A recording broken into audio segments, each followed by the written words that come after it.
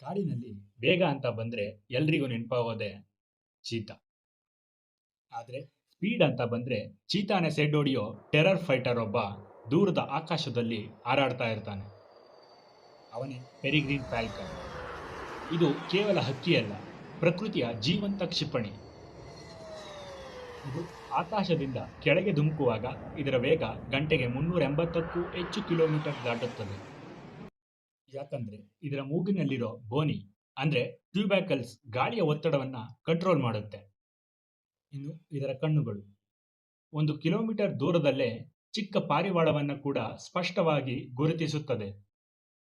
ಒಂದು ಸಾರಿ ಬೇಟೆ ಇದರ ಕಣ್ಣಿಗೆ ಬಿದ್ರೆ ಆ ಬೇಟೆಯ ಕತೆ ಅಲ್ಲಿಗೆ ಫಿನಿಶ್. ಆಕಾಶದಿಂದ ಸೀಳಿ ಬರೋ ಆ ಶಿಕಾರಿಯ ಹೊಡೆತಕ್ಕೆ ತನಗೆ ಏನಾಯ್ತು ಅನ್ನೋದು ಆ ಬೇಟೆಗೂ ಗೊತ್ತಿರಲ್ಲ. ಅಷ್ಟರಲ್ಲೇ ಅದರ ಉಸಿರು ನಿಂತಿರುತ್ತೆ.